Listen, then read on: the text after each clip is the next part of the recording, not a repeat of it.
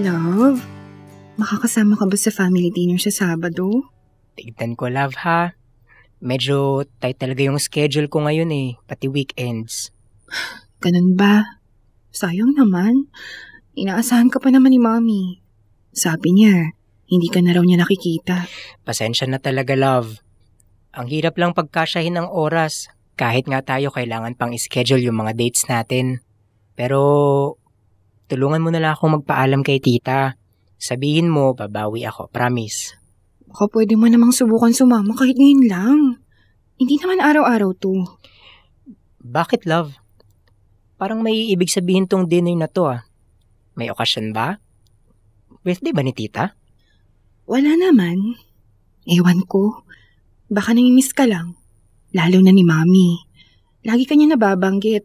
Gusto ka naman niya para sa akin. Talaga? Akala ko nung una, kontra siya sa akin eh. Stricta lang talaga siya. Nakakatuwa namang marinig yan.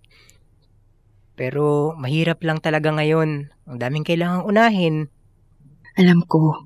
Pero minsan, kahit busy tayo, kailangan pa rin natin bigyan ng oras yung mga taong mahalaga sa atin. Presence mo ang hinahanap nila, love. Sige, hindi ako mangangako ha, pero susubukan ko talaga. Para sa'yo, para sa kanila, syempre lalo para kay tita. Thank you, love. Kahit subukan mo lang, malaking bagay na yun.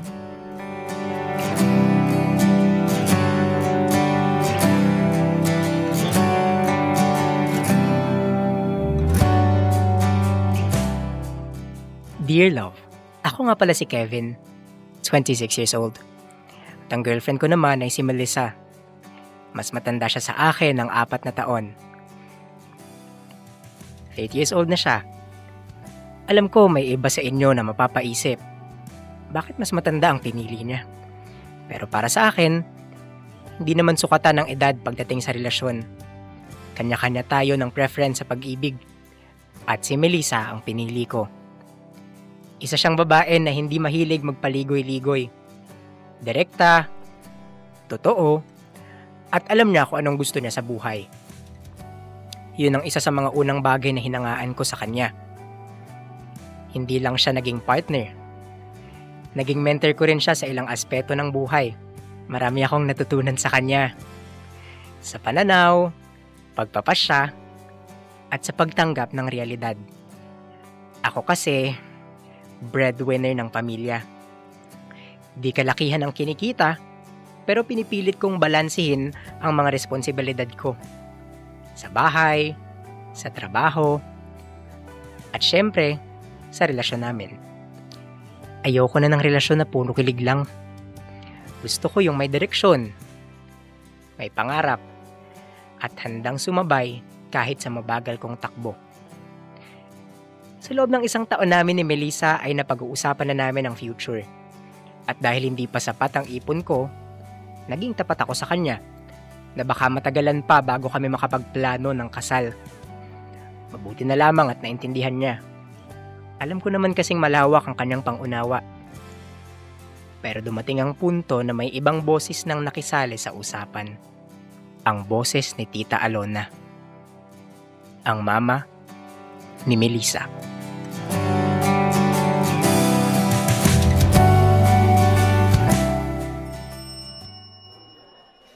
Oh, buti naman at nakasama ka ngayon, Kevin.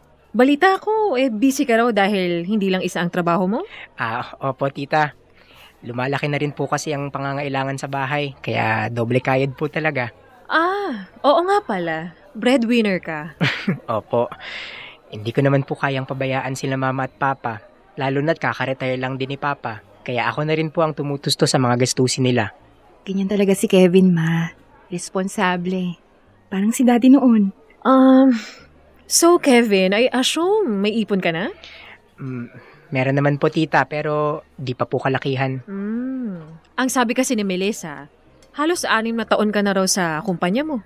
Ma, breadwinner nga, di ba? Siyempre uunahin niya muna yung pamilya niya. Pero hindi nyo ba naisip na magiging problema yan in the long run? Alam mo Kevin, when I met Melissa's father, he was ready. May ipon na. May plano. After 2 years, kasal agad. At bumukod na kami. Ma, ibang panahon po ito. Ibang kwento kami ni Kevin. Excuse nga muna, Ma. Mag-washroom lang ako. So, Kevin, I won't sugarcoat it. Anong plano mo kay Melissa? Napag-uusapan naman na po namin ni Melissa ang mga plano namin. Pero sa ngayon, mas gusto po muna namin na sa amin lang muna siguro yun. Sorry, Kevin. As her mother, I deserve to know. 30 na ang anak ko, Kevin. Hindi na siya bumabata. Kung hindi nyo agad paplanuhin ang pagpapamilya, baka mahirapan na siya magbuntis niyan. Po?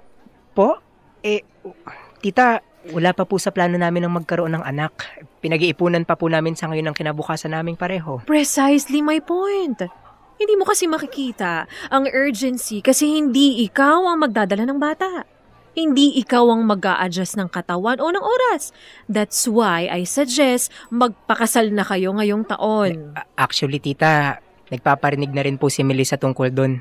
Pero magiging totoo po ako na sa lagay ng buhay ko ngayon, baka hindi ko pa rin po kayanin. Ayoko rin naman po na si Melissa pa ang gumastos para sa kasal. Ang gusto ko, pag kinasal kami, handa ako sa lahat ng aspeto. Okay, let's say next year. Pero kapag kasal na kayo, saan mo naman siya ititira? Pinaplano ko na rin pong kumuha ng bahay para sa amin. Pero malayo pa po yun. Kaya kung sakali, sa ngayon sa bahay po muna namin siya maninirahan. Huh? Sa inyo? Kevin, pinag-isipan mo ba talaga to nung nililigawan mo ang anak ko? Kung ikakasal kayo, kailangan maibukod mo siya. Hindi namin siya pinalaki para makitira sa bahay ng may bahay. Kaya nga po, tita, pakunti-unti, sinusubukan kong buuin yung mga plano. Wala ka pa palang konkretong plano para sa anak ko? Why not just break up with her?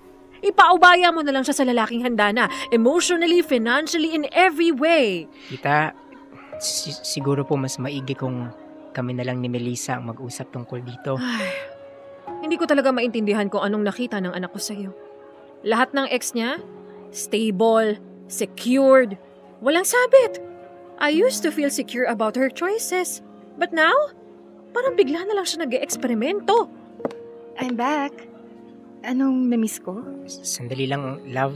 Ako naman ang magsi-CR. Sumakit bigla yung tiyan ko eh.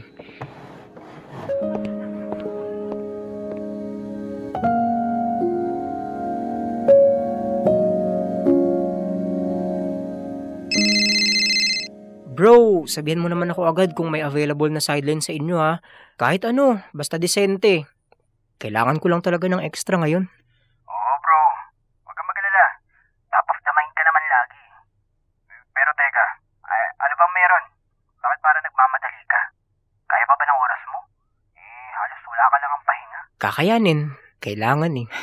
Bro, baka naman pati social life mo, isinakripisyo mo na. Hindi ka na nga sumasama sa inuman, tapos ngayon, mag-triple job ka pa. Bro, gusto ko na kasing mag-propose kay Melissa. Oh, abay, congrats bro. Pero, teka, parang biglaan naman. Hindi naman biglaan. Matagal na naming napag-uusapan. Ang totoo, may ipon ako, pero onti lang. Pang simple lang na ceremony. Hindi yung pang dream wedding ah. Hindi naman sa garbo ng kasal sinusukat ang pagmamahal. Alam mo yan bro. Alam ko, pero iba kasi. May pressure. Kay Melissa, sa mama niya, sa sarili ko. Gusto ko, pag nag-propose ako, buo na ang plano ko. May ipon, may bahay, may direksyon. Bro, gets ko yan. Pero teka lang ha, baka masyado mo nang pinapasa ng lahat. Napag-usapan niyo na ba ni Melissa yung tungkol dito? Nag-uusap kami pero lately, parang ako na lang ang lumalaban. Hindi ko na naman siya masisisi kasi alam kong hirap na rin siya sa sitwasyon. At ako, parang unti-unti nang nauubos. Ngayon ko lang naramdaman yung bigat sa boses mo bro. Baka kailangan mo muna talaga mag-isip. Hindi lang basta trabaho to. Buhay to. Relasyon to. Oo bro, pag-uusapan namin to. Ayoko lang kasi na may masabi ako dala ng pagod at hindi galing sa puso. Ganyan ka na talaga bro. Laging inuuna ang iba. Update mo ko ha. Kung kailan tayo pwede magkape man lang. Ipapasa ko na rin agad yung sideline Salamat, Jiro. Sobrang laking tulong nito sa akin. Anytime bro, ingat ka.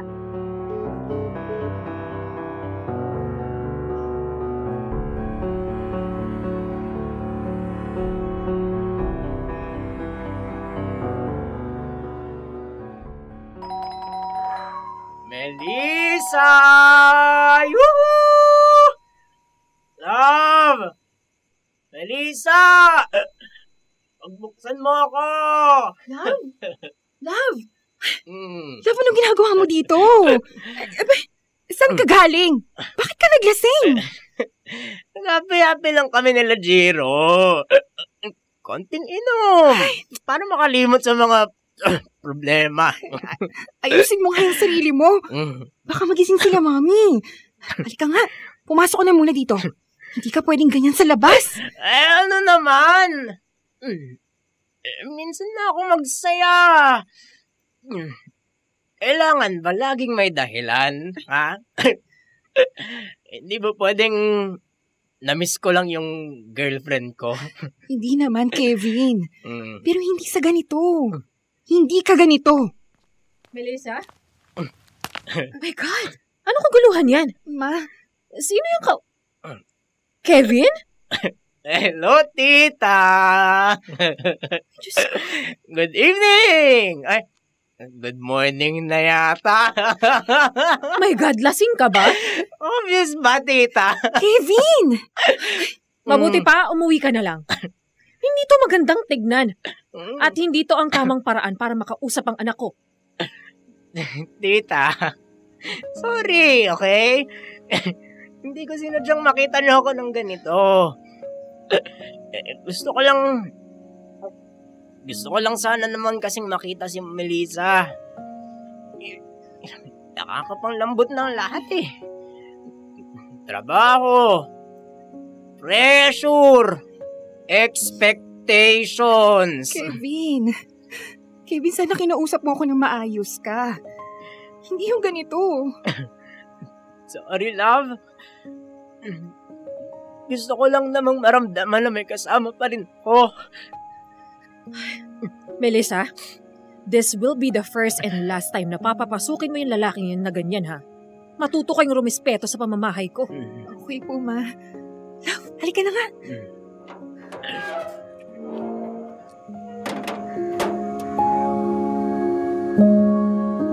Love, I'm sorry.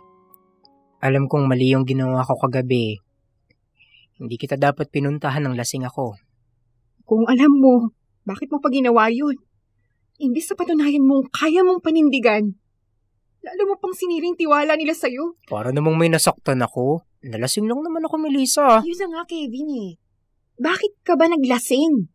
Anong pinagdadaanan mo na hindi mo sinasabi sa akin? Gusto mo ng totoo? Nape-pressure ako. Sa expectations ng mama mo. Sa tanong na kung kailan tayo ikakasal. Kung saan kita ititira. Kung may ipon na ba ako. Melissa, alam mong hindi pa ako handa. Hindi pa sapat yung meron ako. Nung sinabi kong sa amin ka titira, hindi rin po pwede. Yan nga yung punto. Hindi pa sapat, Kevin. Nanliliit ako. Tuwing sinasabi ng mama mo na hindi ako enough para sa'yo. Pero kahit ganon, gusto ko pa rin ituloy yung meron tayo. Mahal kita.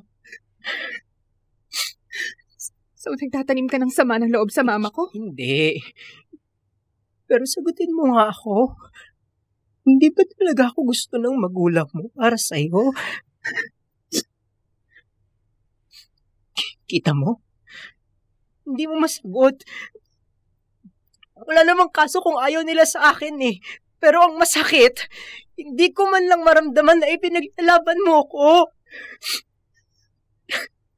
Para bang ikaw mismo, nagdadalawang isip na rin. Kevin, paano kita ipaglalaban kung totoo rin naman ang mga sinasabi nila? Alam kong nahihirapan ka, pero ako rin. Nag-aalala na ako sa future natin. Sa stability natin. Melissa, ilang beses ko bang kailangan sabihin, bubuhayin kita pero dahan-dahan lang. Pinaplano ko ang kasal na gusto mo. Pero kailangan ko ng oras. Sana man lang tinutulungan mo akong paliwanagan ng magulang mo. Maliban na lang kung pati ikaw nawawala na ng tiwala sa akin. Baka nga tama si Mama. Kevin, hindi ko na rin alam kung saan tayo papunta. At oo, natatakot na rin ako. Anong gusto mong sabihin? Kaysa mas lumala pa to. Kevin, tingin ko, kailangan na nating maghiwalay. Ha? Melissa? Kevin, mahal kita. Pero parang hindi na maganda ang nagiging epekto ng relasyon natin. Sa'yo bilang breadwinner, bilang anak, bilang tao. Hindi ko kayang kunin yan sa'yo. Kaya ako na lang ang lalayo. Melissa! Hindi. Baka nasa maling panahon lang tayo, Kevin. Baka hindi ngayon. Baka kailangan muna nating ayusin ang sarili natin bago natin ayusin ang tayo.